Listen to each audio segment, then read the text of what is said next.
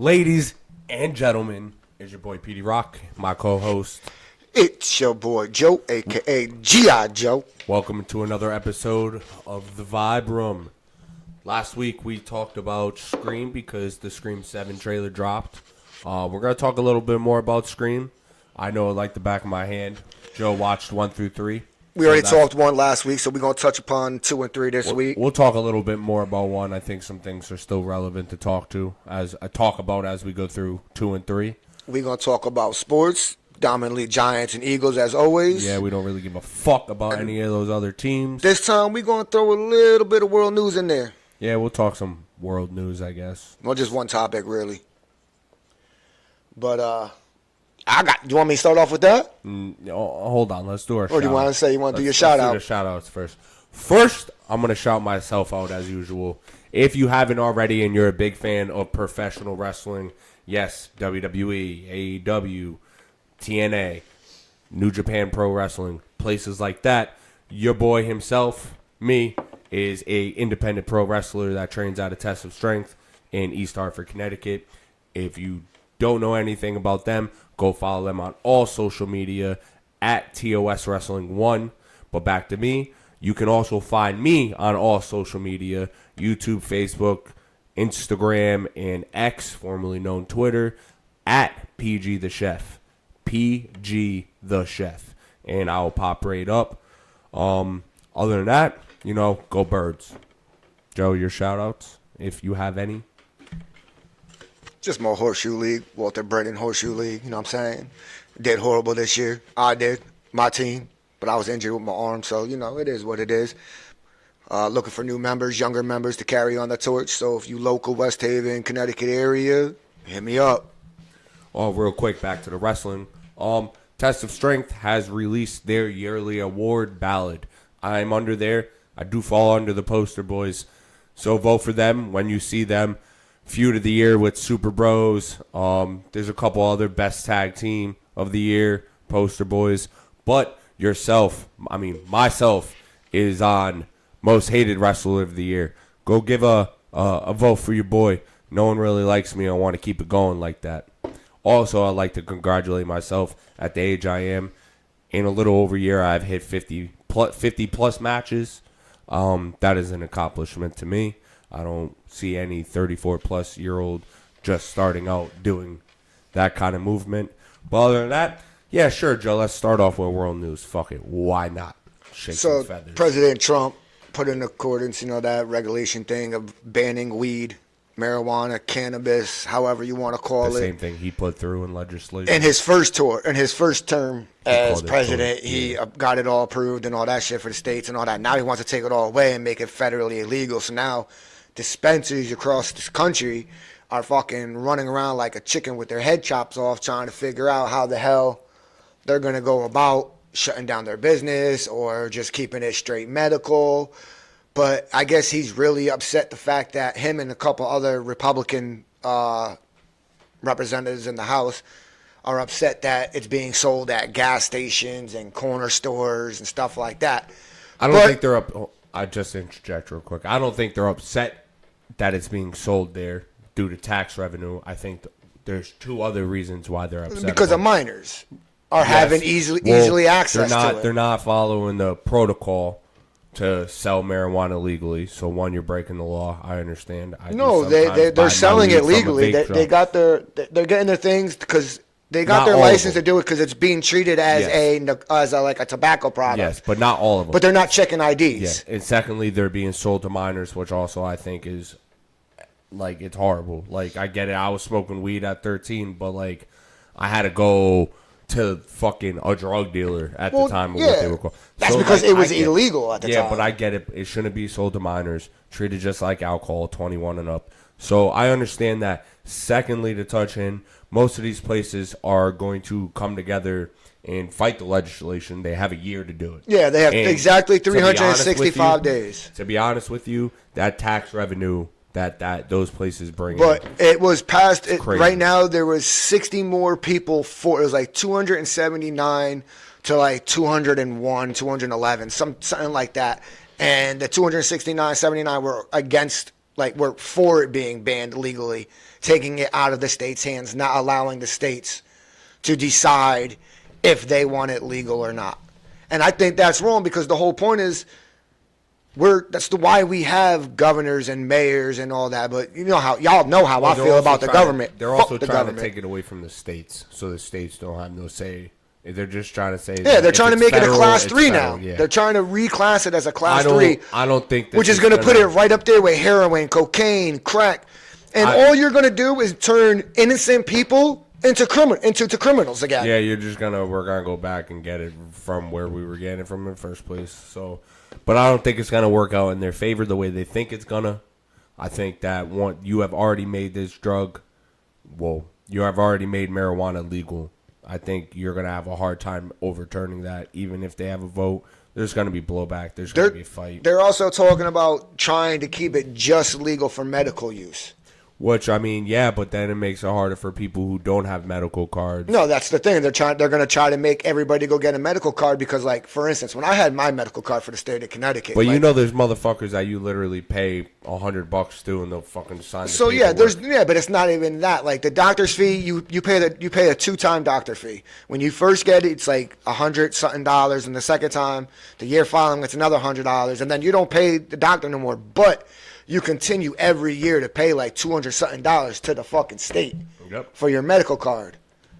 So, like, when the state of Connecticut decided to say, hey, we're making it full-blown legal for recreational, I let my fucking medical card go.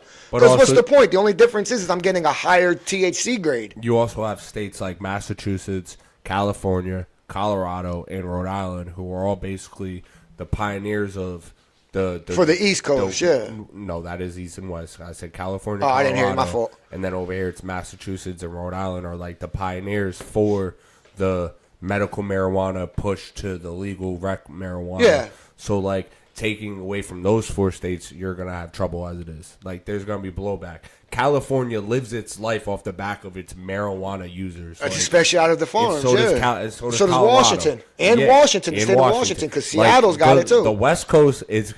East Coast guy, I'm going to be honest with you. The East Coast people honestly probably don't give a fuck, to be honest. You're going to take it away from us, we're going to still get it. Like, we're not going to bitch and complain, but over there, you're going to have a problem. Because that's tax revenue that's literally, honestly, you take that tax revenue away from California, that's a sinking ship, bro. Like, that whole state is going to go under. California's got fucking so many different dispensaries, like, and they're all rec. Every single one of them. Of course. But that's my thing. Like, in California, is like, it's hard. It's just, you have Hollywood out there. You have all the actors and actresses who do the same shit. Who, can easily go turn and get a medical marijuana card, but most of them aren't. They're just gonna keep doing it the way they're doing it.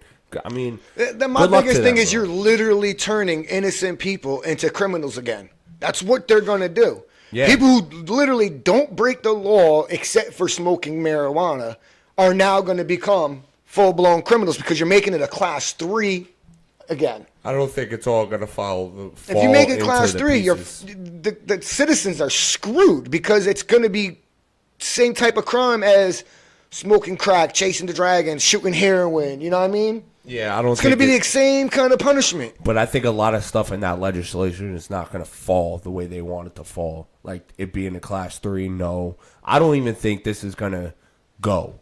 Like, to be honest, I think, it might have passed, but I think the fucking problem that the government gave itself was you have a year. Yeah, they got 365 days. In that year, that motherfucker's going to be like, yo, no, you know what? Never mind. We're not going to even touch it. Because you're going to have so much blowback. One, I'm not going to say anything, but crime, like, the weed crime fell off. Like, there's no crime for marijuana anymore. Like, and they also put it out there. Like, they follow precautions. But the only real problem is it's getting sold to minors. Because, like, they followed every precaution they put under. Like, now smoking high is a DUI. But then they turned around and said if they smell pot in your car, that's still...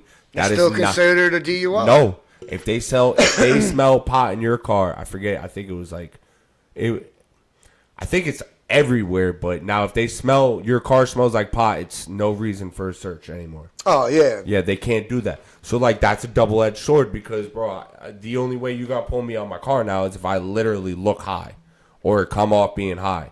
And I don't know. I just don't see it. Or if they happen to see the blunt or the roach or whatever sitting in the car ashtray or whatever, you know what I mean?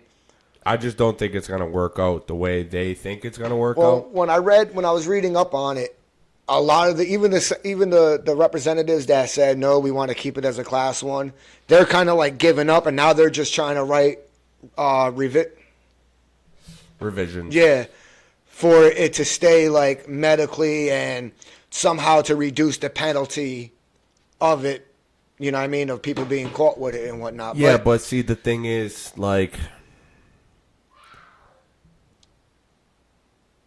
it's going to take... I think that was my daughter screaming, ow. You want to go check her? Yeah, I'll be right back. Hold up. Okay, keep talking though. I just don't see it if it's going to take away from tax dollars from the government. If it's going to take away... Sorry, I'm just trying to make sure no one's fucking dying. I just think if it's going to take away tax dollars from the government's going to be like, what the fuck are we doing, number one? And number two, another big reason, in my opinion, is because it's taken away from Big Pharma. Like, once you start taking away from Big Pharma, then you got a fucking problem. Facts. I was going Like to bring that up, too. Those are the two. The 13 original families. Yeah, but the first thing you missed me say was the government's going to be like, the government, if they do this, they're emptying their own pockets, number one, because it's taking tax dollars away from them, billions of tax dollars away from the government. And number two, once you start fucking with Big Pharma, like, this is what happens. A lot of people turn to Big Pharma. I mean, a lot of people turn to medical marijuana or marijuana in general because people like me, I don't like taking pills, bro. I'd rather smoke weed. No, like, facts, bro. More people get addicted to pills than anything else. Yeah, and like, you can OD on opiates from pills, from pain pills. I'm just gonna stock up on bud over the year and never run out. But like, I can't sleep normally if I don't smoke before I go to bed. Like, last time I did not smoke before I went to bed, it was because I was out camping with my newly pregnant fiance, and I had no weed at the time, but I had night terrors the whole entire time. And then she woke up in the middle of the night thinking, like, there was a fucking monster outside our tent.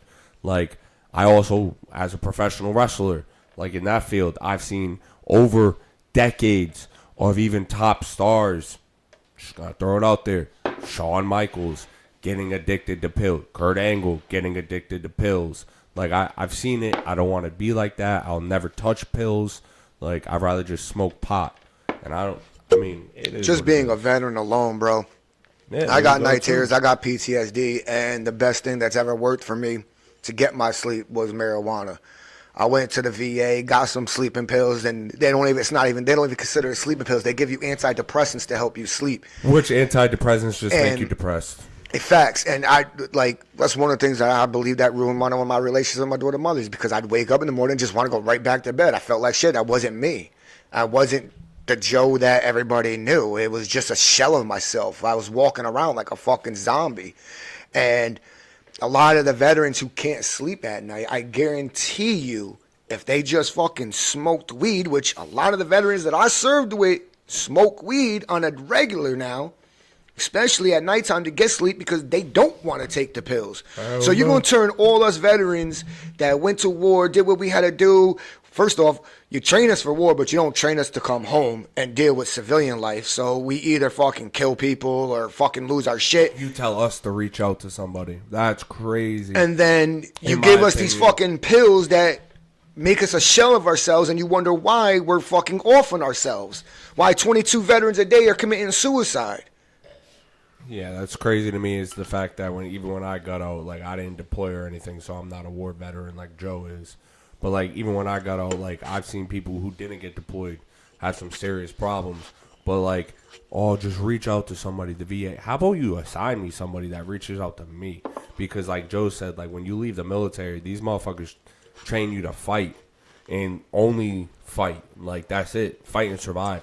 But they don't train you to go back into civilian life. Like, I didn't have it as hard as Joe. Like, I didn't go through what Joe went, but, like, it's still not easy. You remember how fucked up I was when I first came home. That, but I'm just saying, like, neither here or there. That's a whole other topic. Yeah, facts. But besides the medical marijuana shit, I will be stocking up on my shit no matter what. Let's move on to the next subject. What you want to do, Joe? Football or Scream? Really don't matter to me, bro. Which one you want to go with? All right, let's talk about football real quick. Since I really don't remember the fourth quarter, I'm gonna have to go back and watch that of the Eagles game because I fell asleep. But the game was good. I liked it. We look like a top defense. You guys again. won, right? Yeah, 16-9 or some shit like that. We look like a top defense again, which is all I've wanted. Our offense, if we just RPO like we did a couple times, like we did last game, we'll be fucking money again. Like, even the commentators, like, when we RPO'd and threw the slant to AJ, they were like, that's the Eagles everybody's been waiting to see. Where the fuck is that? That's the same shit I'm saying. Listen, we can live on the deep ball when we throw it to Devontae. We know he's going to catch it. AJ, the same thing. But we never really always did that. We utilized RPO. And, like, now it's just like we're not even doing RPOs. We're just like, all right, hand the ball to Saquon, gets 2 yards because that's what they're looking for. Then they have fucking 2 safeties over the top. Like, come on, man. And look what happened when the Lions went down to 1 safety and played cover 3, cover 4, or man, or whatever they did in that situation. We shitted on them one-on-one. Like, Kevin Patullo needs to get the fuck out of Philadelphia. I thought Nick Sirianni took over play calling. He did and he didn't. Dan Campbell took over all the play calling. No, I know Dan Campbell did, yeah. But, like, yes and no. You could still tell it's got Kevin Patullo's little touch on it. But, like, Nick Sirianni just needs to take it all. Take it over. Run it how we were running the last year with fucking Kellen Moore. 2 years ago with the dude who went to the Colts. Like, I don't know what's going on, but I'm very happy about our defense after last night. Jalen Phillips was a beautiful ad from Miami for the second game in a row. He went crazy. Fucking Jordan Davis had 2 bat downs on passes. You guys have, like, the number 1 pass defense with your secondary. Like, something like that. But it's hard to pass. But you know who also balled out last night for us? Adoree Jackson, who's been playing like dick shit for the whole year until last night. The problem with Adoree Jackson, he's not even bad in coverage. He just can't tackle, bro. Just can't tackle. That was his problem with us, too. We just need him to tackle because we obviously know Kelee Ringo can't do anything. Michael Carter Jr. is nowhere to be seen since we traded for him. Fucking Alexander, who we got from the Ravens, medically retired, or as an injury reserve / retire. Like, weird. So, like, we need Adoree Jackson to step up. Like, learn how to tackle and you'll be fine, bro, because you're good in coverage. But other than that, like, we've beat all the top teams in the NFL. The Chiefs, the Rams, the Lions, the Packers. We blew another fourth quarter lead. What's that? No, keep going. We blew another fourth quarter lead against the Packers. And the 2 victories that we have are against 2 of the best teams in the NFL, Eagles and Chargers. Like, come on, yo. I said it before. Shane Bowen needs to be fired. Point blank, period. Yeah, should. He should have never made it past the end of last season. If you have 5 fourth quarter leads that are blown, like, that's not your head coach. That's not your offensive coordinator. That's your defensive coordinator. And I'll still go back to touch on the fact y'all fired Brian Dable. 6 fourth quarter leads. Yeah, but y'all firing Brian Dable was a mistake. 100% a mistake. I agree, but... And I say that because he doesn't control injuries. Like, he may have a say on what plays get called, so he could have fixed the defense. But at the same time, bro, your team is riddled with injuries. Bro, here's one thing. If you guys didn't have all the injuries you had, you would have been a playoff contending. Joe Shane should have got fired at the same time. If you're gonna fire our head coach, you fire Joe Shane, the GM, because they both came in together. And his job is still not safe. He's the one who's going to be looking for the candidates, but the ownership is going to be the one who hires the head coach this time. And with that being said, that right there tells me there's a good chance Joe Shane may not be coming back. Hopefully not. But if you're going to do that, you bring in a GM and, in my opinion, running the organization, you bring in the GM and the head coach together. You hire a GM, you let him find his head coach, and you go from there. Now the question is what type of head coach do we need? Do we need a offensive-minded head coach, the next big thing to fucking bring Jackson Dart along? Do we hire a defensive coach who is most likely going to hire a fucking astounding offensive coordinator because he's not prolific on that side of the ball? Or do we bring in a head coach like a, just for shits and giggles, Bill Belichick, who's an overall fucking coach, but lets his coordinators run their respected areas. I'd be on the phone with Bill right now if I was y'all. There's talks you about he don't want to play in North Carolina anymore. There's talks about the Packers defensive coordinator coming over because he grew up in New Jersey, grew up a Giants fan, has ties with the Giants organization. There's talks about Bill Belichick, which we all know what he said in his interview for the North Carolina. He's not looking to come to the NFL, blah, blah, blah. Now there's talks of, there was talks of John Gruden and Antonio Pierce. Yeah, but besides them, Dallas's old coach, McCarthy. Mike McCarthy. I pray to we get Mike McCarthy. I'm going to kill myself. Because I don't want him as a head coach. I don't. His offense is outdated. He's horrible in key situations and situational football. And the question is who's he going to bring onto his staff? And then the newest name that I've heard is, the defensive coordinator for the Rams. I can't think of his name right now. I told you, if it's not Philly, I don't give a fuck. Sean McVay has been he's done the most grooming with with his current defensive coordinator to become a head coach. Like all the other coaches that were hired out of the Sean McVay coaching tree, he's never took underneath his wing like he has with this defensive coordinator. Now, granted, him and his defensive coordinator go way back. They were best friends in college. So, I get it. I get why he's grooming him, letting him in on the meetings that he has all the stuff that he has to do as a head coach. He's letting the defensive coordinator shadow him and whatnot. So, there's that possibility, but then there's the Indianapolis Colts defensive coordinator. It's just, me personally, we haven't had a good coach since fucking Tom Coughlin. Let's just bring Tom Coughlin back. Yeah, and even look what Tom Coughlin did when he left y'all. He went to the Jags, wasn't even a coach. He was just a player personnel guy, and then brought him to the AFC Championship. Again. He did it twice with the Jags.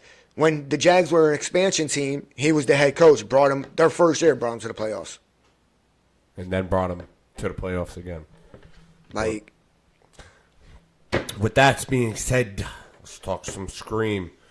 But real quick before we do that, here's another reason why you got to think about why the Giants head coach got fired. Barkley gets let go. Yeah. Has a career season, wins the Super Bowl. Xavier McKinney, great defensive player for the Packers. Julian Love goes to the Seahawks, great. Snacks goes to the Seahawks, great. And then to top it all off, our head coach is supposed to be the QB whisperer. Daniel Jones gets re-signed, gets paid, and then regresses, doesn't stay the same or get better. He gets worse, and then goes over to the Indianapolis Colts this year and is being in talks for the MVP candidate. Bro, you got to go at that point. Just too much shit going against you. That's crazy. Regardless of what our team looks like, just too much shit is going against you. The fact that Daniel Jones is balling his ass off this year, it's crazy. All right, now we can go to Screams. We talked about Scream 1 the other day because Joe watched it. They still believe it's their favorite, but we'll move on to Scream 2. Give you some of my bulletin points. This was probably the one movie besides Scream 4 that I kind of had a little bit of a a problem figuring out who the killers were until certain points. Obviously, I figured out it was Billy's mom. I just didn't know who she was when she was in all black at the phone booth when Gail Weathers was running out of the building and runs by her. It's like, bitch, why you at a phone booth by yourself in the middle of the night? There's a killer out there. What? And the way they tried playing it off, yeah, that was a giveaway from me. Obviously, I figured out the second one when Dewey and Gail were about to have sex in the film room, and the other camera angles were showing up on the screen. And I was like, who's the only person who had a camera the whole movie? It was the boyfriend's Sydney's best friend. Sydney's boyfriend's best friend. I can never remember that. I can't remember his name either. And I love Scream 2.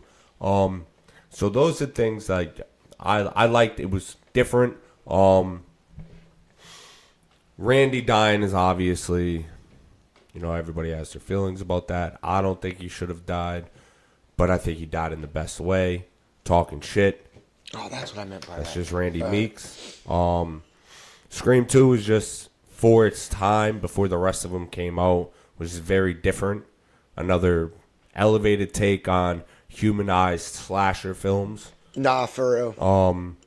But like, I love that movie. Like, Scream 2 is one of the better ones. And I always say this to Joe because he's about to watch it. I think it's Scream 2, and the most underrated Scream is Scream 4. Yeah, I'm probably going to watch that either tonight or tomorrow night. I think that trilogy would have been amazing. Rest in peace, Wes Craven, because he died after Scream 4. But I also think Scream 7 would be good because Kevin Williamson, the original writer of the Scream trilogy, is directing Scream 7. So I think that would be good, a good new take. But Scream 2 was great. Like, I do kind of agree with Joe on the beginning kills. I hated the first two kills. I hated the first two kills. Opening it up, you got Omar Epps, right? That's his name? Omar Epps and Jada Pinkett Smith. And Jada Pinkett Smith. They go to the movie. She's talking about how she hates slashers, blah, blah, blah, this, down, and she hates horror movies. Pause real quick. After everything we've learned about Jada Pinkett Smith over the years of what she's done to Will Smith, you should appreciate this kill, bro. But so the first kill aggravates the fuck out of me. I'm a man, you're a man. There's plenty of men who watch our podcast. You go into a stall and you hear some, little something going on. You're not going to stick your ear to the fucking wall. If anything, you're going to look underneath the stall and be like, good shit, bro. And you're going to walk out. Or you don't look underneath the stall, keep your mouth shut because he getting some, you know what I'm saying? But that's comparable to like a white blonde-headed girl, because that's how it is in all the movies. Running and falling down. No. Hearing a noise in the house, and instead of hitting the front door, she go up the stairs. Facts. It's the same thing. Like, you're not going to see no grown man like me hear some shit coming in the stall next to me, and me put my ear up to the stall like, what the fuck? Facts, bro. Like, it's not happening. I don't give a fuck what's going on. Even if I hear, hold up. Hell no. I'm not going to put my ear to the stall, bro. I'm going to give a shout out and be out the Facts. I'm going to be like, yo, good shit. Maybe look underneath just to see if it's, you know what I'm saying? If I see some female sneakers, if I see some dude sneakers in there, I'm like, hey, you a fruity fruit. But I'm not putting my ear to no goddamn stall, bro. Like, no, that's just, that's some foo-foo shit, bro. That's some foo-foo. Joe didn't like Jada Pinkett Smith either. The Jada Pinkett Smith, I just thought it was too fucking dramatic. And that's the thing, and then she walks all the way to the... From all the videos I've watched and, like, what people have said about that is, like, that's what Jada Pinkett Smith asked for. She said, if I'm going to die on camera, like, let's make it, like, big. Right, and I agree. I kind of think it was, like, it wasn't even big. It was just like, over... It just made it seem fake. Made it seem so fake, but now that I look back on it after what she did to my boy Will, who's a fucking simp and a half, you fucking cook. I hated the way Randy died. Yeah, everybody hates the way Randy died. Like, he's running around trying to find the killer on the phone. He's sitting there talking to him. And then you get manhandled, pulled into the fucking... So, there was originally supposed to be 4 killers in that movie. It was supposed to be the 2 we got, Billy Loomis's mom, and then the film student. And then it was supposed to be the black girl, who is Sydney's friend, and her boyfriend. But they cut out those two. I think it was a good twist. I mean, granted, I knew... once you see that woman at the payphone, you know she's got to be a killer. Cause what are you doing? It just makes sense. So I thought it, but when you find out it's Billy's mom, it's like, all right, that's a good twist. You're bringing Billy's mom into it and making her a killer. What made it even better is that when she revealed herself as the killer, only Gail Weathers was right there. Yeah. Gail didn't know who the fuck she was until what's his name brought in Stu, and then she goes, Mrs. Loomis? Yep. And I'm like, oh, that's fire. That's cool. I like that. I fuck with that. And then you know how they played up to make it seem like Sydney's boyfriend is the killer. Yeah, and then he Like tied I it to the get it. thing You're and- trying to make it as a twist. Like, oh, it's the same thing as the first one. It's her boyfriend Because I think what they were gonna and the best do- friend again. But it's like it was obvious that he's not the killer. I think what the motive was behind that was to frame him and his best friend as the killers. So, because his best friend, unlike Stu, was just crazy. Stu wanted to do a sequel and continue it going to where this dude wanted the court case. He wanted. Yup, it he go wanted to be trial. famous. He wanted to be famous, and I think the goal was to, kill him, push him off as the second killer, and let what's his name go to trial. Why Billy Loomis's mom just goes dust in the wind type shit. Yeah. But obviously we see But that. didn't fucking it was pan to me. out. It was like it was obvious the way they set everything up. It was obvious that they were trying to make the audience think that the boyfriend was one of the killers. Yeah, but that's the You know what I thing. mean? And it But- was like by them making it so obvious, you knew he wasn't the killer. But that's the throw off. It was like in Scream 1, like when you go back and watch Scream 1, when Sydney first gets chased in the house and then she runs upstairs and closes the door and the killer's trying to get in. Then the killer disappears. And then Billy comes up through the through the window, window. but Billy drops the phone. Yep. That was like, oh, that's the over obvious point. And then he gets arrested. She still gets the phone call from Stu. Yep. So like they try to make it over obvious and then take it away from you by the phone call from Stu. And it's just like, all right, I see what you did there. And then they really try to double down on it later on by having him get stabbed after he took her virginity. And it was just ketchup and this, that, and the Yeah, third. it was a tractable knife and fucking corn syrup and shit like that. The ketchup is from Scary Movie, by the way. Yeah, He says, yeah, "My you're mom-" right, you're right, he you're right, says- you're right. He says, my mom puts ketchup in her pasta. And I'm like, what the fuck? Yeah, I've think actually this met a was- couple people who I do think that. this That's was, weird. he said it was corn syrup. Corn syrup and something else. Yeah, but, so those were like, it was meant to throw you off, just like this was meant to throw you off, like, oh, she even put distance because she didn't trust him in the second one, her Yeah, boyfriend. yep. And like everything that happened to him was made for him to look like when she gets chased in the sorority house, and then he pops up, fights him off, and only gets caught on the wrist. We're like, why didn't he just shank you? Like it made it seem like, all right, yeah, you definitely might be the Because he's a killer. med student, Yeah. so he missed every art. I get it, but that's what I'm saying. Like, for me personally, it was too obvious. Like, you were trying too hard to make it seem like it was a repeat of the first one. But that's what which they made it wanted. to me so obvious that he's not the killer. But that's what they wanted. It was like, so imagine if they did this, right? and they actually made him the killer? Yeah, I would have been you'd like, be oh, fuck, I didn't see that because coming. they made it so obviously that Billy was the killer when he dropped the phone. But I knew they And weren't then gonna they do try that to again. take it away from you. But that's what I'm saying. Like, I knew right off the rip they weren't gonna do that again. Okay, make it first- seem like he's the killer, push it, and then take it away and then make him the killer. First of all, I'm also going to say this. I knew Billy and Stu were the killers when they confronted Randy. Yep, in the store. In the store. Number one, I'll say this why. Because Billy's supposed to be the dream boyfriend who's trying to win back Cindy, but he's flirting with two bitches in the horror movie section. Yep. Like Randy said, if that's not a suspect, I don't know what the fuck is. And then the way they reacted with Randy in that moment, like they snapped. Yep, And they just triggered and they just had him triggered cornered.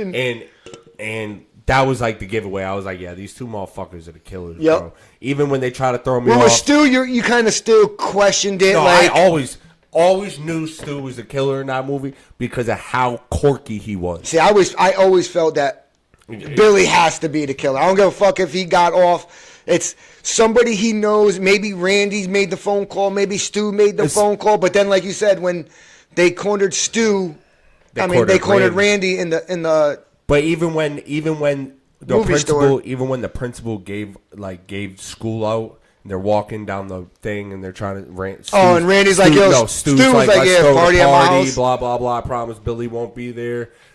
And like he worked really hard for that. I was like, You're trying too hard. setting Yeah. something up. Like, but all right, Scream 2, I still think was a very phenomenal movie. I still think Scream 1 was better than 2.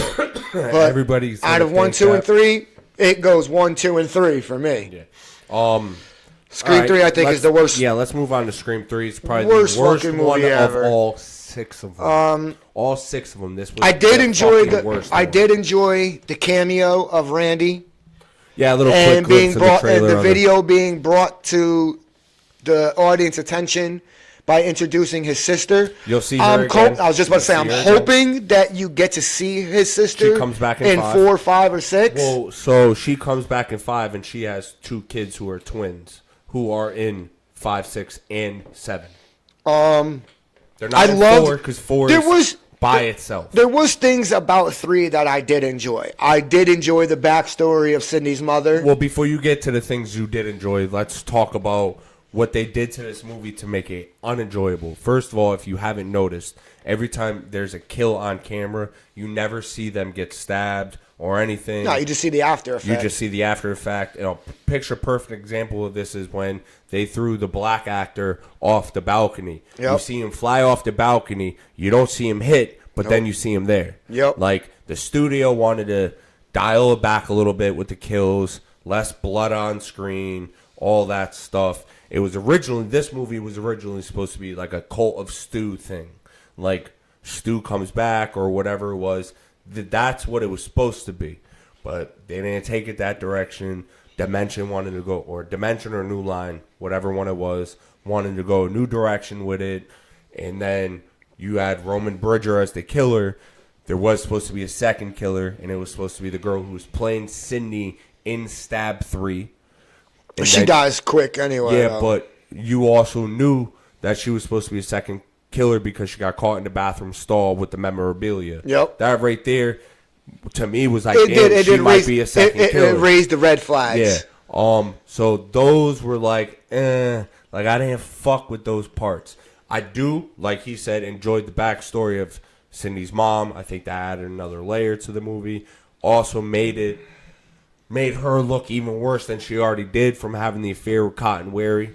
But it also makes you feel for her. Oh, I do like that they brought Cotton Wary back in the second one.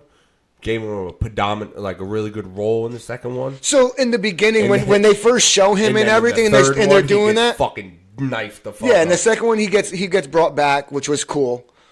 I like the fact that they brought him back in the second one. The third one, I felt like it was a little overkill with it. You know what I mean? I feel like that he kind of, like, the way they were going, he had to die. Oh, definitely. He had to die. He had to die. I liked the way he died. I liked all that. Like, even some of the technology that they had in that movie was not real. Like, you couldn't... It's physically impossible back then for them to record someone's voice and use it in living time through that. A voice changer. Like I even watched videos on it. They didn't have that technology. No, they didn't have that technology. But that was yet. cool for Scream. I fuck with it. It was pretty good. I liked the movie in the movie. I always liked that kind of thing, and I liked how they were going off the script of who kills the movies. But that's a giveaway. That's a giveaway because they went into the movie and they said the script is changing all the time. Only one person knows what the script is, even when it changes. That's the director. But they even try to play the ballpark of arresting the director and taking the heat off of him at one point in the movie and all that. Because they just questioned him. That was all that was. They didn't arrest him. They just questioned him. They took him in. Is just a deliberate way to take the heat off of him. That was more suspect. And then they went into the whole, you brought this up, like, so when she got Harvey Weinstein when she went to Hollywood. Yeah, they raped her, blah, blah, blah. And that's she had a bastard child. See, they didn't say that, though. Yeah. But that's when I knew in Scream 3, all right, there's only 2 possibilities for the killer, and possibly both of them, because Scream likes to have 2 killers. It's either going to be the major producer guy who was old, but watching the killer move around, you know it can't be him. That motherfucker's old as shit. So it's like the only other possibility is the director. I don't give a fuck that they questioned him already and all that, because Scream has a pattern. They always question. Now that I think about this, it worked out more now that I think about the way the movie was filmed. So they didn't show any kills on scene. So later, towards the end of the movie, when they're in the mansion celebrating, or not celebrating, just getting drunk because the movie got canceled or people are dying, you later see Roman Bridger in a coffin in the basement. course, it's a fucking fake one of him. But that was because you don't see the kills on screen. It was like, it made you question it. Like, damn. So they But right doubled before down that on scene- throwing him off. Right before that scene, another thing that to me gave it away that he was the killer was the fact that Dewey and Gail get the phone call saying that Sydney's on her way to the party. Yeah. You know what I mean? And then Dewey and fucking Gail show up and Sydney's not there. So it's like, all right, someone is obviously using her voice. How could they have gotten it? They had to be within close distance or something. I like the only another thing I kind of liked about 3 is they kind of teased the cop being the killer. Yes, because it gives you that weird ass look. He just gives you that. The cop gives you weird ass here's vibes. my problem with this because this goes to 7. Okay, I think in 5, yeah, it's definitely Scream 5 when Dewey calls Sydney. I don't know. I didn't see 5 yet. No, you'll see it. When Dewey calls Sydney, Dewey asks about like how Mark is doing and the kids are. Now that cop's name was Mark Kincaid. Yeah. So played by Patrick Dempsey. So they wanted to bring him back for 7. I'm hoping they continue They didn't bring on him- Sydney's mother's backstory in the next 4, 5, and 6. I kind of hope they touch upon it a little bit. Hold I hope on. they didn't just kill the backstory off at 3. Hold on.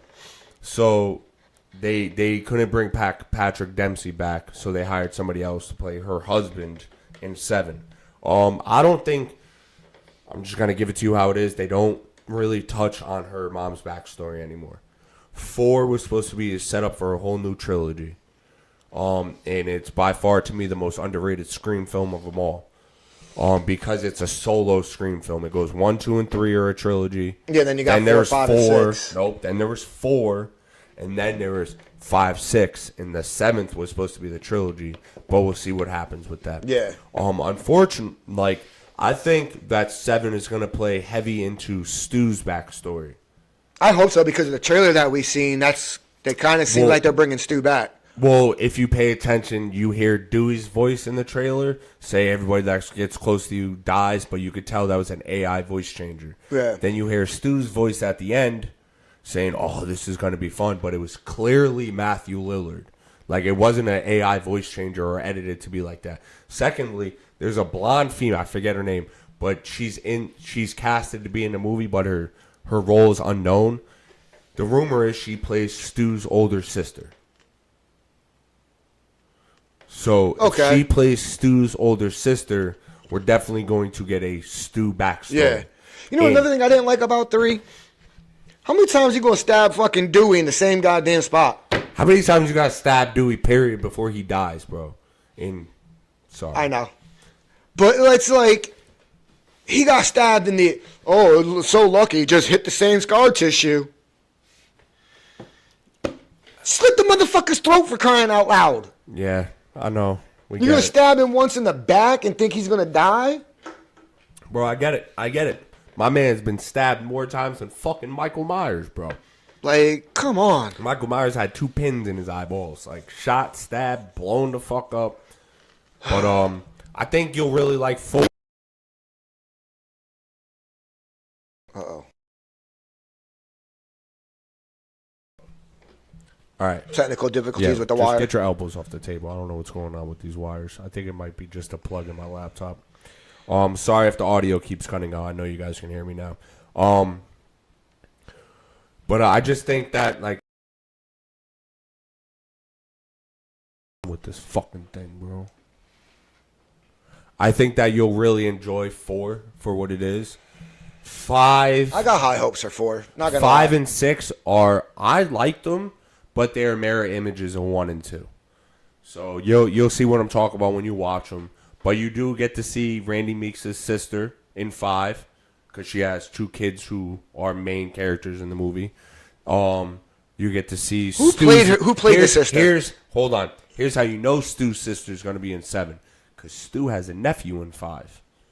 So if Stu had a nephew in 5, he has a fucking relative.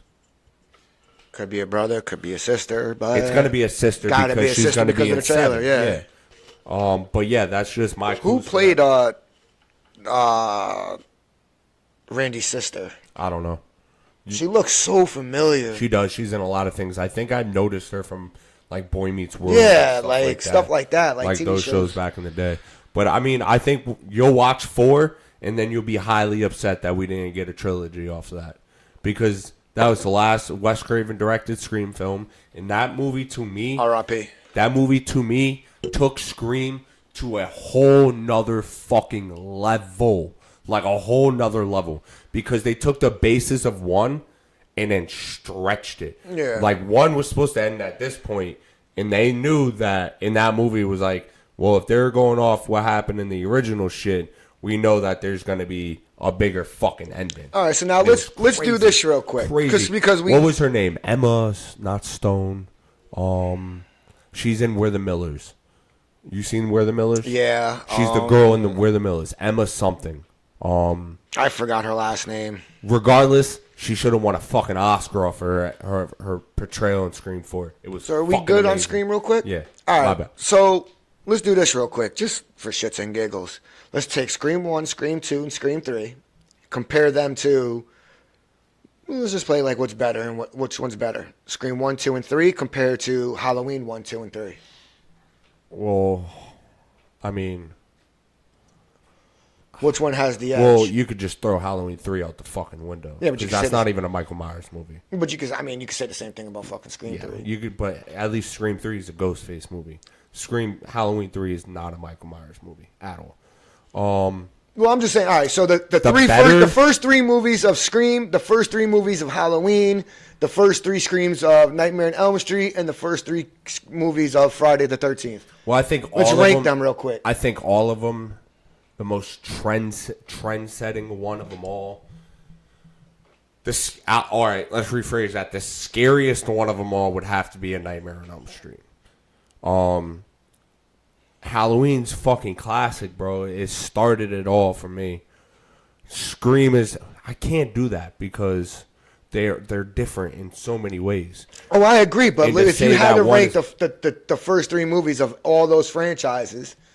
Well, in Scream, it would go 2, 1, and 3. No, I'm just saying, compared the first 3 of Screams, compared to the first 3 Halloweens, compared to the first Friday the 13th, and compared to the first Nightmare on Elm Street, how would you rank them in order? Like, so if I'll someone give said, you. which- Hold on, I'll which- give you the worst movie of all of them so far.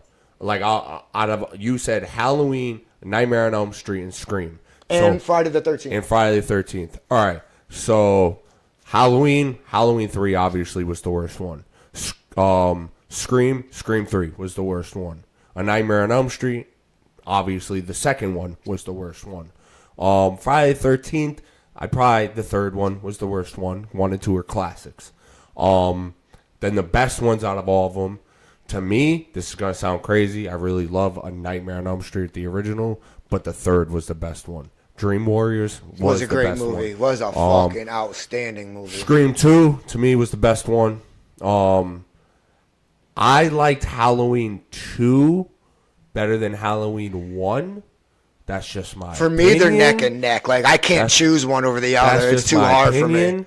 And then I liked the original Friday the 13th With the mother as with the the killer. mother over So the part 2. let's just say That's like this: just my someone opinion. comes up to me and goes, "Pete, how should I watch Scream 1, 2, and 3, Halloween 1, 2, and 3, Nightmare on Elm Street 1, 2, and 3, or Friday the 13th 1, 2, and 3? Which one are you telling them to watch?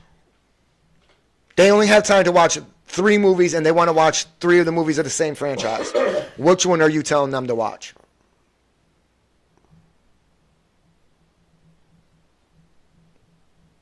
I don't know. It's up between Scream and A Nightmare on Elm Street.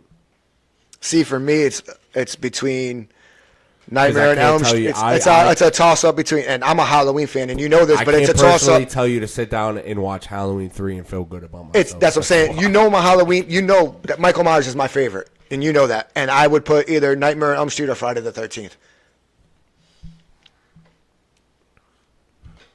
Yeah, those are good ones. If I had, If if someone came up to me and said, you said Halloween 2018, and Halloween Kills, Nope. leaving out just the ends. fird 3 movies ever made of Yeah, those no, it'd franchises. definitely be Scream or Nightmare on Elm Street. See, Yeah, I prefer Friday the 13th over Scream. I don't prefer Friday the 13th because after 2, it got fucking stupid. But we're only talking about the first 3. Yeah, but that's what I'm saying. 3 was stupid as fuck. So, all right, so you think Scream 1 and 2 is better than Friday the 13th 1 and 2? Yes. 100%. Wow. 100%. Wow, out of all, 100%. I really didn't see that coming. 100%. I figured you would have chose Friday the 13th over 1 and 2 I like over Friday the 13th, but I figured you would have chose 1 and 2 it's over. my least favorite movie of them all. Yeah? I'm not a Jason person, bro. Like, it's just, he wasn't. Here's the problem with horror movie killers. Once you show me a full-fledged face, mask, anything, I'm not scared anymore. And this is why the first movies of all of them are always the best. Because in the first Nightmare on Elm Street, you never got a full shot of Freddy's face. Yep. In the first Friday the 13th, you never seen the killer at all until the end. Halloween, you saw him always half shadowed, kind of, or covered in a way, or just the lower half of the boots walking up. Yeah, you'd never really like seen his full silhouette. Scream, like, you didn't show me a face until the very end. Even the beginning scene was creepy because he was running around the house chasing Drew Barrymore, and you only saw him running. You never got a stop of him until he was on top of her, choking her the fuck out. Like, once you get past those elements of a horror movie, it's done for me. That's why Friday the 13th always showed Jason.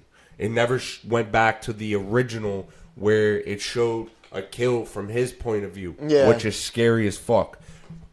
On Nightmare on Elm Street, after, I would honestly even say after 2, because he was still pretty fucking scary in 2. After 2, like, it wasn't scary anymore. The Dream Master one is sick. Such a good movie. After 2, it just became very demonic, very disgusting. Yeah. Very comical, cynical. It wasn't scary. So like that's when you start showing me faces of killers, like it stops not to get scary anymore. All right. So now, if someone came up to you and said, "What's the one horror movie? If I want to be scared out of my mind, what's the one horror movie I should watch?"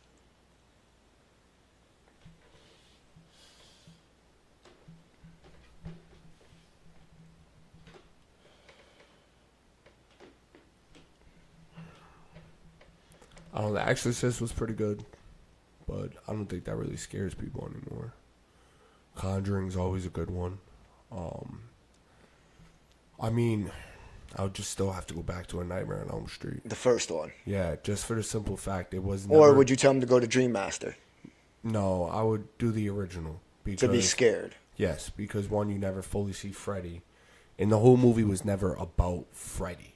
He was the bad guy in the movie, but the concept was that, and this is what fucked people back up in 84, was that if you die in your dreams, you die in real life. Yep. No one wanted to go to sleep, bro. Nope. Like, and then you see the movie, and it adds the element of Freddy Krueger to it. Exactly. So now you're like, do I want to go to sleep and fucking see this dude? Now you got the element of a killer in your dreams. So, like, if you want to be, and then if you want to step it up a notch, and you really want to get fucking freaked out, you go watch Wes Craven's New Nightmare, where it's Freddy Krueger, but he's not joking. Like, he's making jokes, but he's killing you. Like, he's dragging this bitch across the ceiling in a hospital, saying, "You want to see how I skin a cat?" to a 7-year-old, bro. What?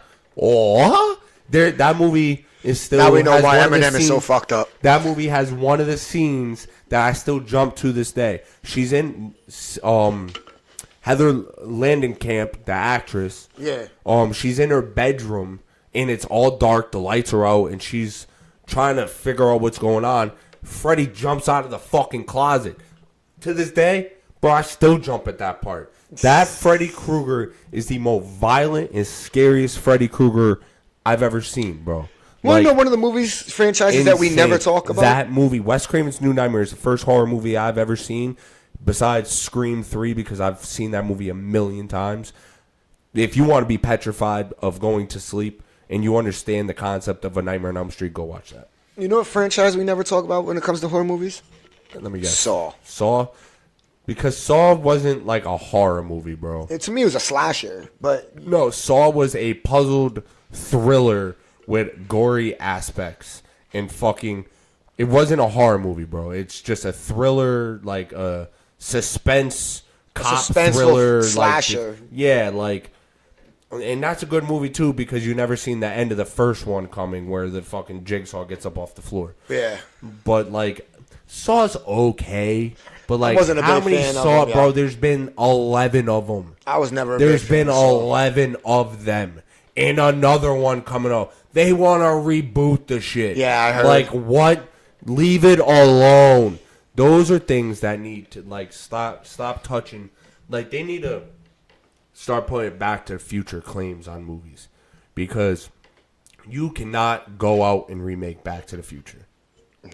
They won't let you. Like, no studio. Like, it's illegal to go out and remake Back to the Future. It just won't happen. They need to do that for some of these fucking movies. Like, leave Saw alone, bro. We don't want no more Saw's movie. And I'm a giant horror movie fan.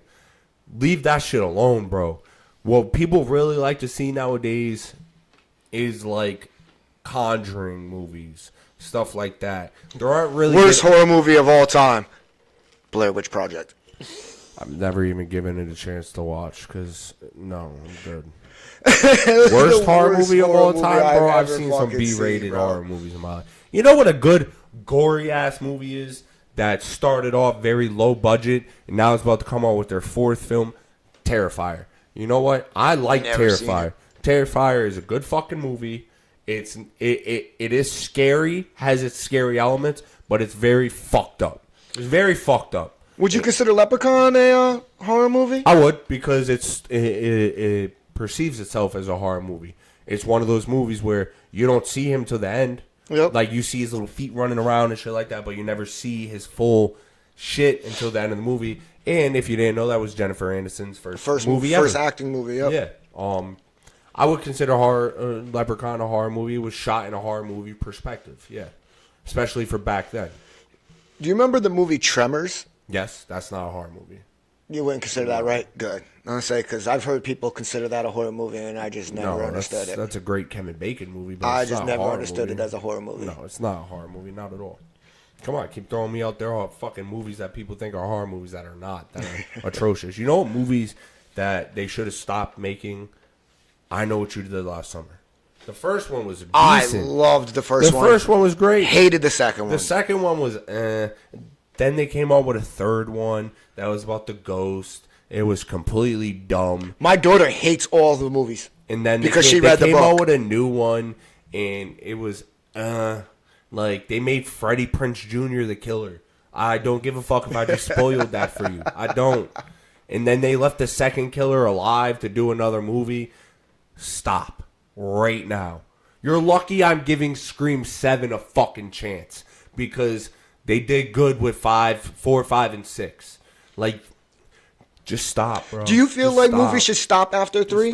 I feel like movies should stop when it starts to get bad. Like Fast and the Furious going to outer space?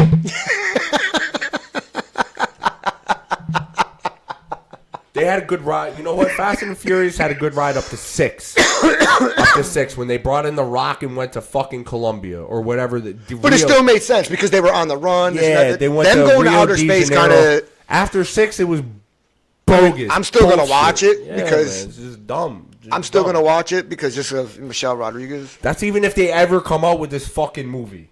They're about to cancel him. Yeah, I heard. And I would be so But Vin fucking Diesel took happy. over screenwriting. No, he didn't. He just owns it's. When Paul Walker died, he took it over. Yeah. Like, this is his shit. It's gonna go the way he wants, and it's gonna fucking. That's why he had to squash the feud with The Rock and all that, because they needed without The Rock, that film franchise would have went under the water a bunch of times. Well, That's supposedly why they The Rock brought in. didn't want to work with him anymore. John Cena doesn't want to work with him no more. No one wants to work with The what's Rock. his name? It's The guy who Rock, played bro. the guy who played Jason Aquaman. Momoa. He doesn't want to work with Vin Diesel no more. It's not Vin Diesel, bro. It's not. It's The Rock. Like, I don't give a fuck what anybody says. The proof is in the pudding. It is The Rock. When he came out with that Santa Claus movie, Red One, or whatever it was, the stories of him pissing in jars, coming in late, being drunk, and all fucked up, And then you go back to what he did with Black Adam. They specifically told him straight up, don't go get Henry Cavill to do this after credit scene. We're going to do it with fucking Shazam. And he went out and got him anyways. Yeah. And what happened? They recasted Henry Cavill to come back as Superman only for like a month later to fire him, and then tell The Rock, this is your fault. You're an asshole. You're fired too. And then hired James Gunn to reboot the whole fucking thing. The Rock is slowly burning all his bridges in Hollywood. And then he comes out with the Smashing Machine movie. And the only reason why he did that was because he needed redemption. He needed to do a movie that was nominated worthy of anything to be like, all right, I can be serious. Like, I can do this. You gave me a good co-star in Emily Blunt. Like, give me a chance to say my name in Hollywood because, you know, they fucking hate me in WWE because I try to fucking kick Cody Rhodes out of the fucking WrestleMania main event. Well, he still owns, like, part of that, right? With WWE. Nothing, I thought he bought out something. No, he's just a spokesperson for TKO. Oh. That's it. I said TKO owns UFC and WWE, and they're only using both of those platforms to get out of the negative. Yeah. They're like $3 billion in debt. That's why WWE tickets are fucking $2,000 for a front row seat. It's crazy. But back to Hollywood, like, The Rock just burned all his bridges. He was one time the second highest paid actor because he did Jumanji. He did the G.I. Joe. He came into Fast and Furious, and he started trying to be the franchise saver. And the person at the time that was making more money than him was Mr. Iron Man himself, Robert Downey Jr. Like, The Rock they're always going to be The Rock, but he's just burning bridges in Hollywood. I never thought it was Vin Diesel ever. Maybe it could have been because it was Vin Diesel's movie per se. I don't know. I seen a clip on YouTube and whatnot, and it was like actors who don't want to come back to the Fast and Furious franchise due to Vin Diesel. And one of them was The Rock. One of them was John Cena. The other one was, I can't remember his name, Aquaman. Jason Momoa. Right, it could be Vin Diesel because what other movies have Vin Diesel been doing? That's it, really? Yeah, I haven't seen Vin Diesel's name up on any movie fucking casting list. I remember him doing like The Last Witcher. The Last Witcher. Something like that. The fuck it was. The Witch Hunter or something like that. The Last Witch Hunter, which you know what I liked? I thought that was the Witcher movie. You know what I liked Vin Diesel in? Believe it or not, I liked him in Pitch Black franchise. Oh, the Riddick movies were good because those were good for him. But they also, Hollywood didn't let him take control of this shit. The problem was Paul Walker died. Yeah. And there was no one keeping Vin Diesel in line. Bro. And it's just and I think if Paul Walker never passed away, I think the Fast and Furious franchise would have went a totally different direction because... Well, that's the direction they're trying to pull it back into now. They want to make the last two movies strictly back on the streets, about street racing, about the cars and all that. But you've gone so far left already that you can't save this franchise by going back to the basics. Everything made sense until they went into outer space, bro. Like... Everything made sense. I was able to justify things. Everything made sense until what's her name came into play. The hacker? Yeah, she was like the bad guy in like 8 and 9. Yeah, the female hacker once she came into play, shit went out the window. They brought in Jason Statham, and that was cool. That was dope. Yeah, but his role understood because he was the big brother. But after that, like 8 and 9, I was just like, all right, this is fucking gay. But I was able to justify it. Then you're bringing back people who we know are dead. But you can justify it. She was the thinker. Han's girlfriend and Gail Gadot. Fuck that bitch. She was the think tank behind all the crimes that Vin Diesel's crew stopped after the crew started working for. Nah, bro, I get what you're saying. But you know what I mean? So it made sense. But what I'm saying is I'm pinpointing the reason why it went down because she was too much. She added the too much aspect to the movies. Now they're chasing a fucking criminal around the world for Mr. Nobody who lives in a fucking plane. And, bro, this isn't street. No. Like, you took it when they just when it No, was I get the it. He took it last from good street one, level to yeah, like, what the because fuck? Now you're like believe CIA and FBI fucking operatives. I believe it was 8 that they were like, it was the Hobbs and Shaw fight in L.A. and all that. Yeah. That was the last good one. And then, like... Well, that's the they one did- with her. No, that was the next one. That was the next one.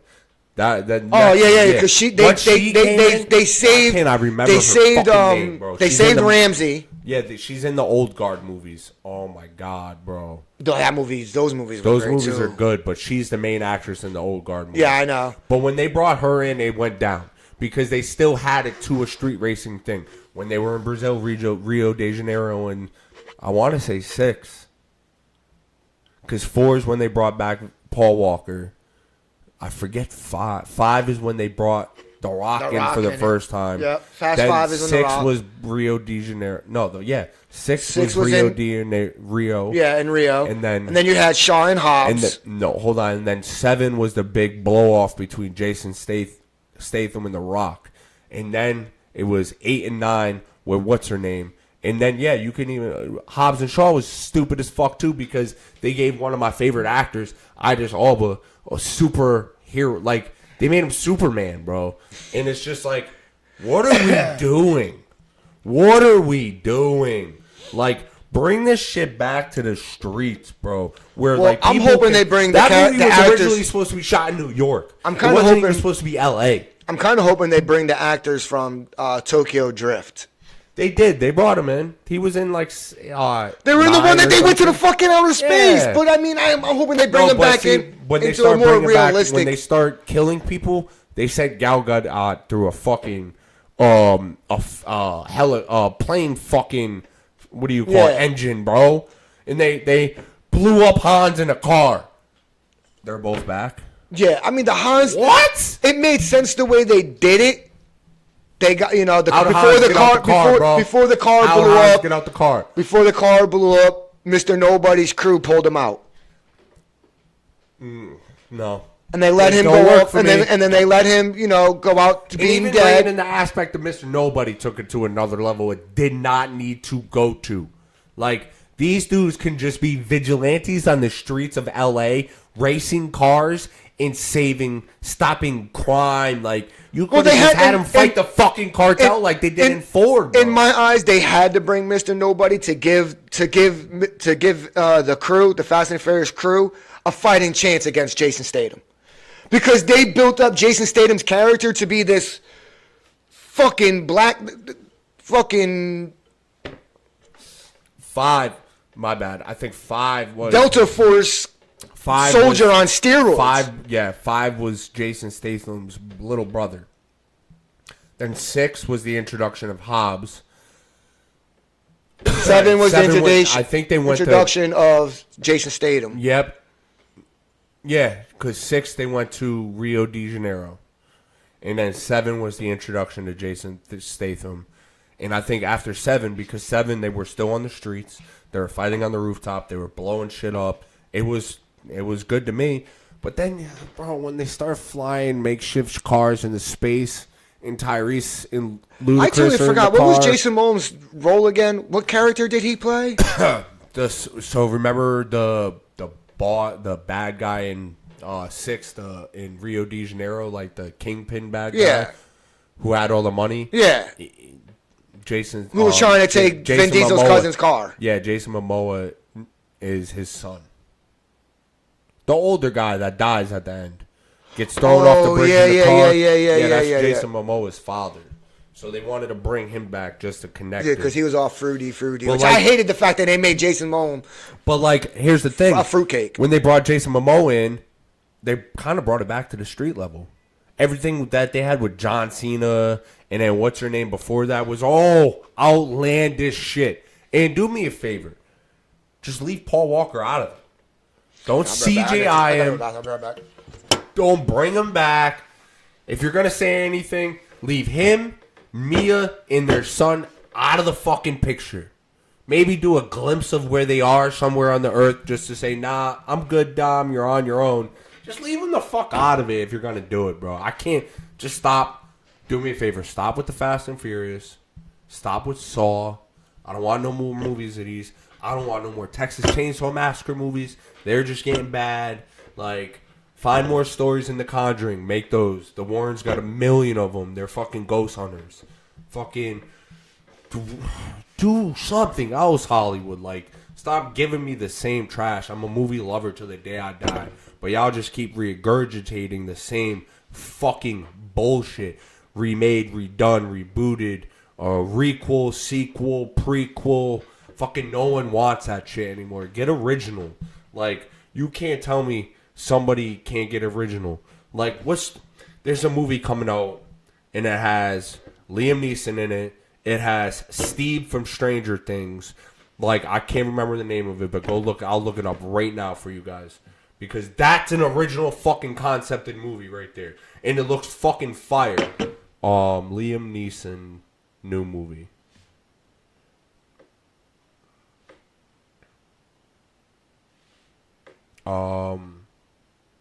More movies. It's not The Naked Gun. I'm trying to find this shit right now. Go to IMDb real quick. No. Continue.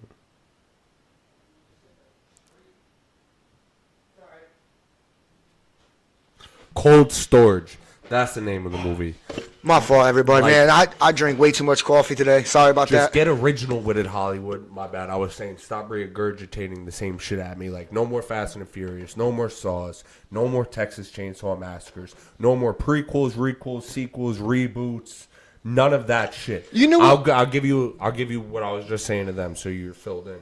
We need originality back in Hollywood. Oh, definitely, definitely. Do you watch Stranger Things? Nope. Okay, well, there's an actor who's cool on it, and he goes by the name Steve in the movie. He's pretty I think he's funny as fuck. But he's in a movie with Liam Neeson. And the basis of the movie is him and this girl, I think they attempt to rob somebody or something, but they find an old, like, fucking closed off storage container that's holding a crazy virus in it. And it's got Liam Neeson that plays like the guy who has to go back down there and shut this. That's original. I like that. That the trailer looks fucking good. If you ever get Cold Storage, that's what it's called. Write it down. Watch that trailer. Cold Storage. Like, yeah, I'm gonna put my food in a cold storage unit. Yeah. Like, that's original. You know what was a good shit, movie? bro. You know what was a really good movie, in my opinion, that was very underrated? Cabin Fever.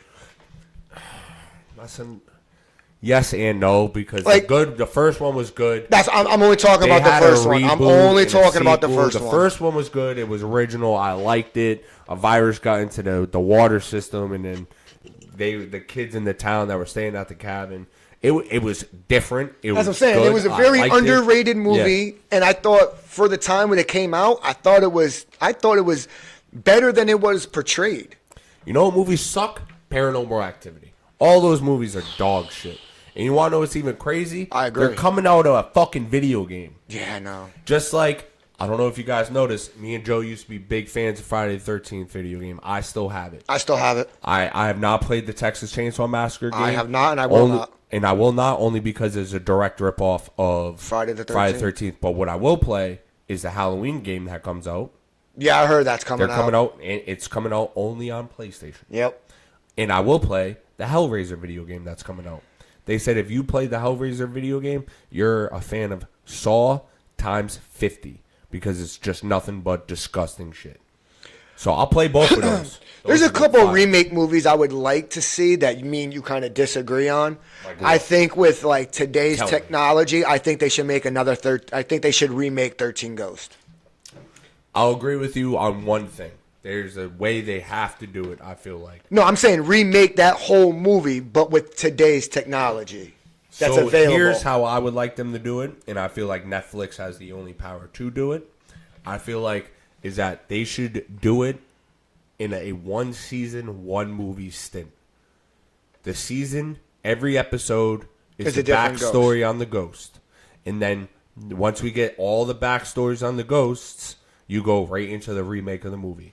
Now, here's my only problem with that is the one thing I don't like about horror movies is when you give me any type of sympathy or backstory for a killer. Because now it takes away from the scare factor. It takes away from me, like, now I kind of feel bad for this fucking dude. Yeah. The only horror movie that never did that, ever did that in a backstory, was A Nightmare on Elm Street. If anything, the remake made him more horrible. Because in the originals, he was only a child killer. Yep. He was only a child killer. In the remake, he was a child molester. Exactly. And you didn't really figure that out until the end. And I was like, fuck this dude all the way It's up. like, first you just murdered kids. this Now, guy. now you're Chester the child molester, bro. To let's go compare it to other horror movies, right? No, I never did they ever really make you liked feel bad Jason. for Michael Myers? I'll tell you why they did it. I'll tell you why. Jason, they fucked up because I automatically He was the kid that got picked on, he was the kid who got picked on, and they killed his mom. and they let him drown. They let him drown, and they killed his mom. Yeah. And if you watch the 2008 version of it, which was like a soft reboot that like took place years after the very original first one, like the beginning is opening through Jason's eyes, watching his mom die. Yeah. So I'm like, fuck. And then the whole movie is him just trying to save his weed crop from these motherfuckers who keep trying to steal it. I swear to God, if you think the premise of that movie is anything besides Jason trying to save his pot, you're crazy. Every kill in that movie got to do with fucking smoking weed, bro. Like, I'm my bad, but it's true. Go watch Friday the 13th. That's why I've been keeping the mic 2008. down here. Bro, go watch that one. I promise you, every kill in that scene is. You know what movie I really hated? What? Freddy vs. Jason. I actually love that movie, and I'll tell you I what. fucking hated it. Halloween. You want to know what? The originals might not have done it for you because they gave you no backstory besides he killed his sister when he was younger. Yeah. And now he wants to kill his other sister. The Rob Zombie remake. Oh, okay, gave yeah, me yeah. so much sympathy for him until he did one thing. And then I was like, oh, fuck this guy. So, like, the whole beginning of it is just showing you how he was picked on by the bullies. Yeah. His stepdad, like, tortured him and all that. Which makes you feel bad for him. Yeah. And then, you know, my favorite part of the whole thing is when the sister's boyfriend comes down to make a sandwich and he beats the shit out of him. Yeah. I have a saying for that scene is, bro, you can't fuck my sister and make a sandwich in the same night. Pick one. Like... But what really had me fucked up, I had sympathy all the way up to the point he killed Danny Trejo. Oh, yeah. I can't find it, but there's a version of the movie where he lets Danny go, but he kills Danny Trejo in the movie, and I'm just like, nah, bro. Nah, you gotta die now. Like, they gotta fuck you down somehow. So What hard about in Dusk this to Dawn? Hold on. But, like, that movie, like, yeah, that was, like, that's what gave me sympathy in. Like, I mean, Dust to Dawn is a great movie. Don't remake it. No. Don't remake it. I don't think they because should you'll ever never remake find two. Like, that movie was full of stars, bro, and you didn't even know it. For real. George Clooney, Quentin Tarantino Yup. was George Clooney's brother. Yup. Danny Trejo. Yup. Penelope Cruz. Yup. Even the daughter is a famous actress. What's his name in there, too? The fucking Spanish dude who played Zorro?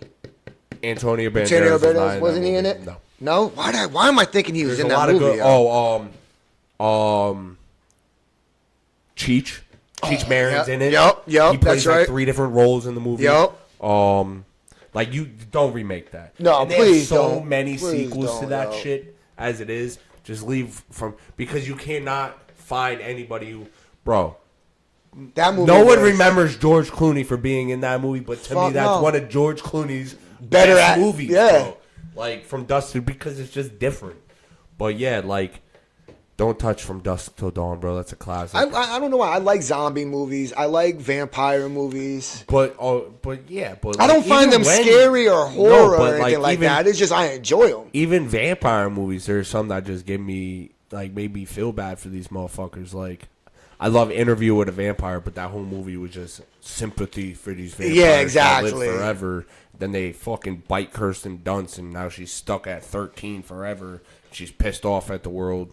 You know what's a You really know good? a good vampire movie out there is that was crazy? 30 Days of Night. Yes, Probably it one of the was. best I love vampire that movies fucking ever. movie, bro. I had my daughter watch it. The ending Sad as fuck, bro. is the most depressing fucking My man just ending. sits on the hilltop next to his girl. of just any disappears movie, into the yo. ashes, bro. Of any vampire movie. There's another good, and one of my favorite movies of all time, The Lost Boys. Can't forget That's a about great that movie. movie. That's a great horror movie. You ever seen The Crazies? Yeah, that's an old movie. Yeah, I've seen that movie. That came out. Me and my baby mom were together when that came out, so that had to come out. That came out after I was in the army. After I got out, so that had Crazy is good. came out like what? Let Me 2010? In. If you've never watched that movie, that's a good movie. Where the little girl is trying to make friends with the neighbor, and she's a vampire. Yep. And she's trying to get him, let him in his house and shit like that. It's a good movie. There's not a lot of vampire Resident movies. Evil. They all suck. You didn't like none of them? All of them. Wow. I loved the first one. I don't think I've seen the. They all suck. The Netflix TV show sucked. I liked it. I I did wish not they. s- I would did like not it. see the reboot of when they were just in Raccoon City and the police department, all that. I did not see that one. I will watch it. I think it's on Hulu. But once again, they're rebooting it again. But they're trying to stay very, from what I hear now, they're trying to stay very to the video game. And they're trying to start from one. Oh wow. So I'm hoping that is the truth here, because a lot of video games turned into movies have been disappointing. Oh, agreed. Resident Agreed. Evil being one of them. The Witcher was great all the way up until season 4. That's not my Geralt. God, I hate The it's not Witcher my 4, but I'm Geralt still, at I'm all. still gonna watch it though. Yeah, I was just talking to somebody about this earlier. I was like, I'm a dedicated fan to the point where I hated season 4, but I know season 5 is the last season. So, yeah, exactly. I'm gonna watch it season see 5 just to Plus, see I'm how it also plays out. dedicated to the other people in the show. Just another disappointment. I like Yennefer, bro. Yennefer is fire. I like her. I like What her. I other like the way video- she ended up turning What out. other to be. video games turned in? Need for Speed, disappointed. Silent Hill. The first one was a disappointment. The second one was okay. You talking about game or movie? Movie, You didn't like the movie? no, because they weren't off the like.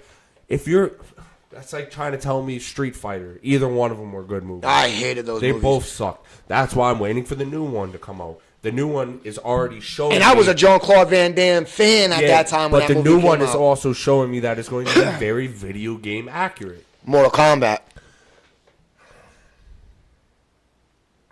Let's see. I want to see where you go here because you're a huge fan of that game. Yeah, giant fan of Mortal Kombat. Did you see actually what they released? The trailer? No, the Mortal Kombat collection. So they rebooted 1, 2, and 3. Oh, for the game. Yeah, and Yeah. they dropped a couple others in there, but I won't buy it because it just leaves out my 3 favorite: Deadly Alliance, Deception, and Armageddon. Yeah. But I liked the original one. The first original one was good. The second. What are we talking about again? I forgot. Mortal Kombat. Mortal Kombat. Yeah. Mortal Kombat Annihilation was trash. See, I didn't like Annihilation. Neither did I. The remake was good except for one aspect. They just brought in a new character that no one knew who the fuck this dude was. What's the one with the family man? And he has the guys who have the scar. Those are the ones who get invited to the tournament. That's the remake. That's the remake, right? That's what I thought. It It was all right in my opinion. It wasn't great. I'm going to show you how you have to look at this movie because I did the same thing. I didn't like it because I didn't know this guy. Then they added the scar aspect, which I thought was good because if they didn't have that, you're just going to look for the best fighters, and it's fucking stupid like that. So they. But the scars passed down through bloodline. But now I look at it back like, all right, let me go play Deadly Alliance, Deception, and Armageddon.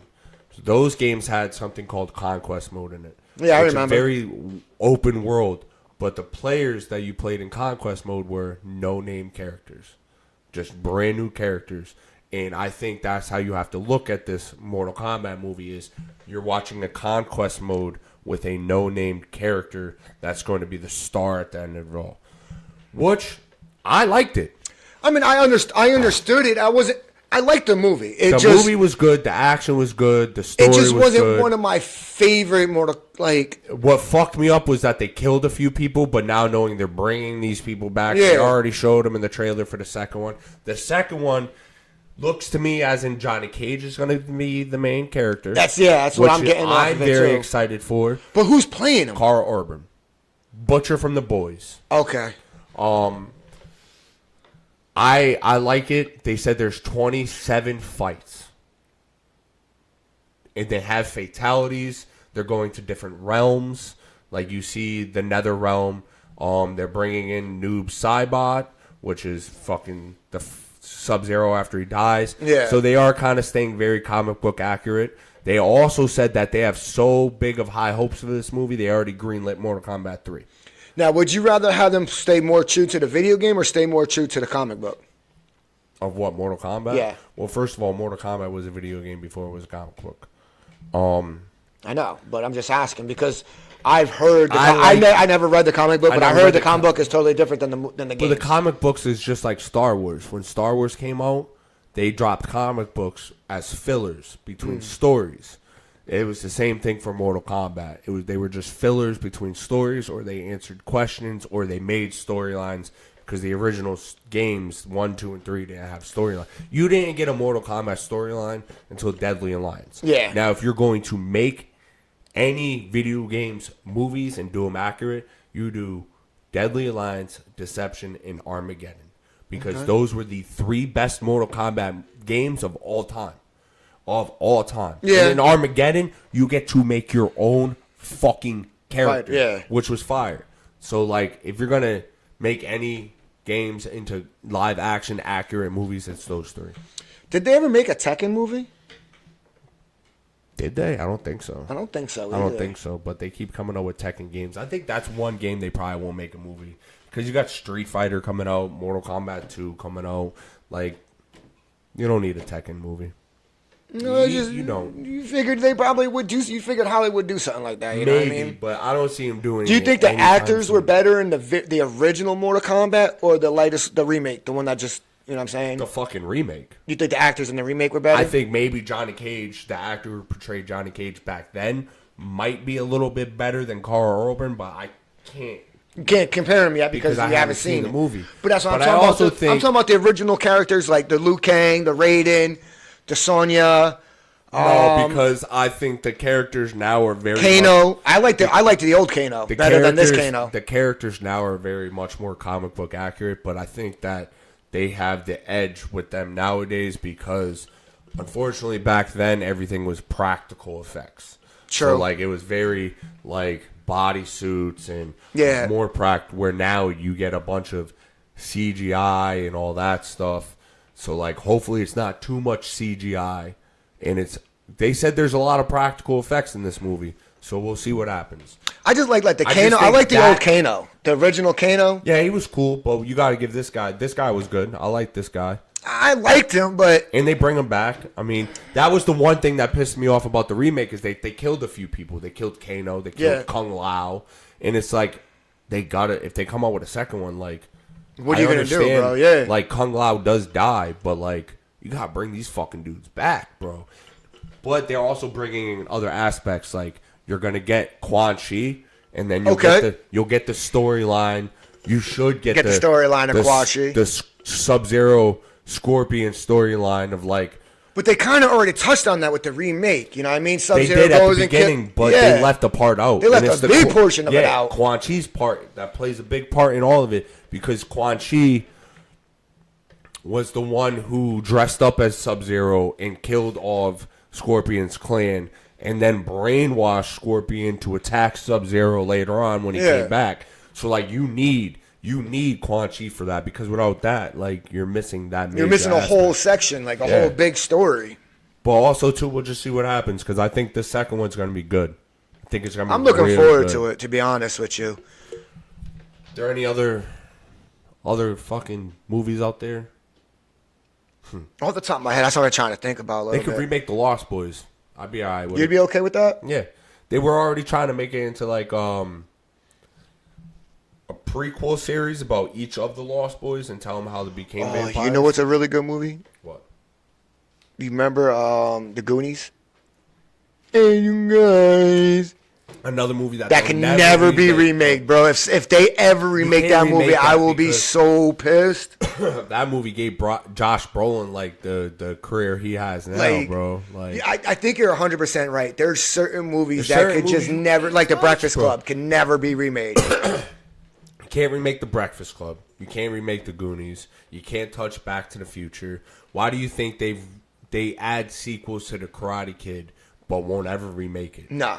Like, well, they tried. They tried. They did it with they tried Will with Smith's Jackie son Chan, and Jackie Chan. But did you see Legacies on Netflix? Yes. Okay, that's not a remake anymore now. Nope. That's just because they brought in Jackie Chan. Yep. So like that's not a remake no more. Nope. They Now it's not a canceled that remake. shit. Yep. That's what I'm saying. But they realized made me better.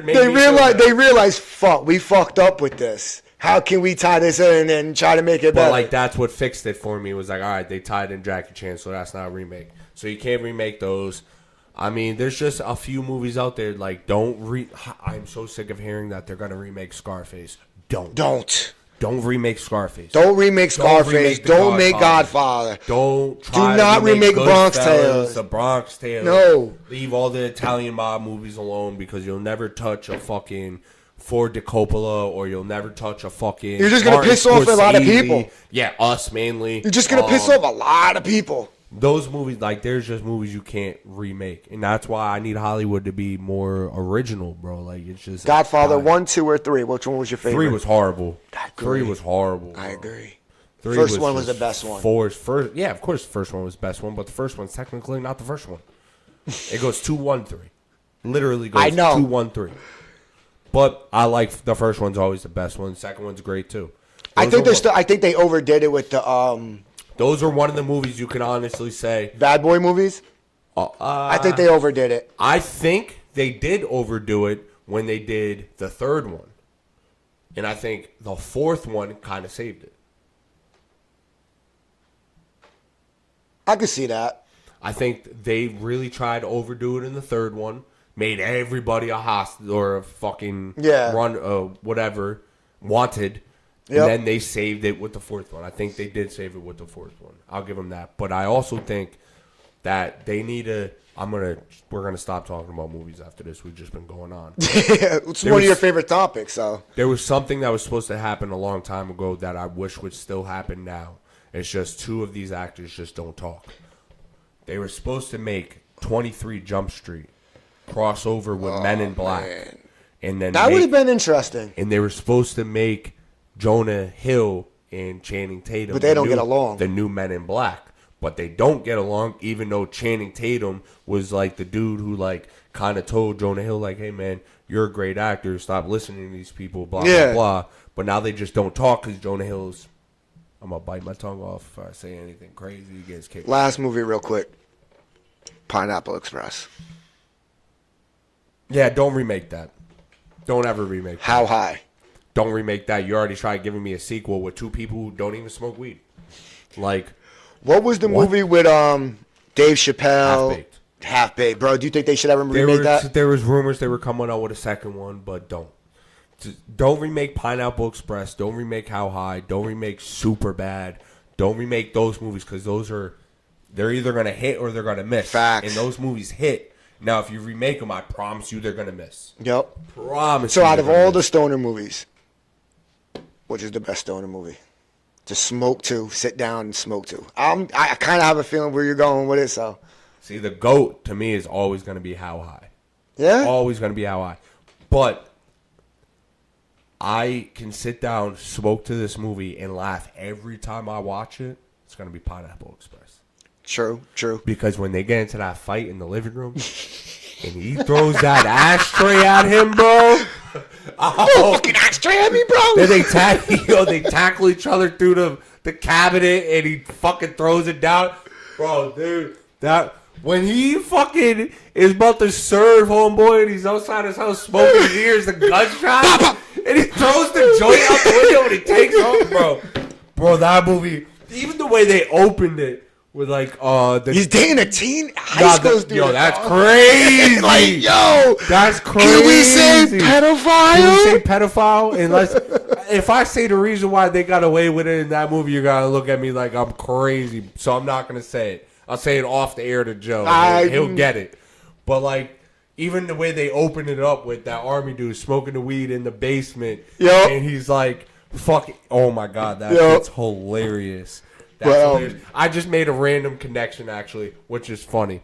So the general who's down there, while the dude's smoking pot and he's trying to like, yeah. He's the same general. The same dude plays a general in the Welcome to Derry It TV show. Oh, okay. So now imagine if those two universes are connected. That'd be crazy as fuck. One of my favorite movies to Pineapple smoke too, Express bro. is dope, I bro. love that movie. I will definitely give you that. But Half Baked, bro. Half Baked is good. They killed Killer B. They killed Killer B. See, that's one of those movies that has its funny moments. Unlike Pineapple Express, It's just constantly I funny. would just piss myself. It's just watching that constantly movie. funny. Pineapple Like Express is just constantly It's on funny. a constant had me laugh the whole I think they had the perfect actors for it. Yes, bro. Yes. And those are the movies that I like. Fucking what's his name? Harry Osborn. Oh my god. Fucking the drug dealer. Yeah. Oh, I like him in those. What's his movies. fucking name? I can't remember his name. James Franco. Yes. James Franco. I love him in those. James Franco's a roles. really good movie Bro, actor, even though. him in oh my god, what's that movie with him and Jonah Hill and they interrogate or they interview fucking The Korean. yeah, what's his name? Kim Jong Un. Yeah, that movie is fucking great. That movie's too, funny bro. as hell, bro. That movie is great too. Why can't I think of that name of that movie? Yeah, whatever, it doesn't matter. But That was a funny ass movie. bro, I might have though. to go home and watch Pineapple Express and just get high. That shit has me rolling. I think it's on Netflix I'll right go now find it or on somewhere, bro. HBO I'll Max order right that now. shit. Don't you own it? No, I don't. It's one of the movies I don't own. It's probably Wow. in my Amazon wish list box somewhere. A movie you don't own. No. But, yes, with that being said, we're going to stop here for this week, and we'll come back next week. Joe will watch 4, 5, and 6 of Scream. We'll probably talk some more bullshit. Oh, of course. You know how we football do. as We well. always talk bullshit. Yeah, we'll come at you guys with more topics. Once again, if you haven't already, go follow Tested Strength Wrestling at TOS Wrestling 1. Go follow me at PG the Chef.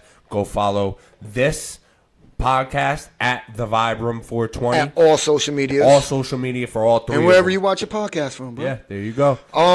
Real quick though, fellas, ladies, children of all ages, if y'all got any topics that you all want us to cover, yo, please put in the comments. We'll look them up. We'll research it. We'll do I'll what we discuss got to anything, do. honestly, I don't give a fuck. I'll We talk just about like to sit whatever. here and bullshit sometimes. Like, we just write down key points to talk about, and then, like, literally, like, the last half hour, 45 minutes, we just bullshitted, bro. Yeah. But with that being said, it's your boy PD Rock. It's and the my one and co-host. only Joe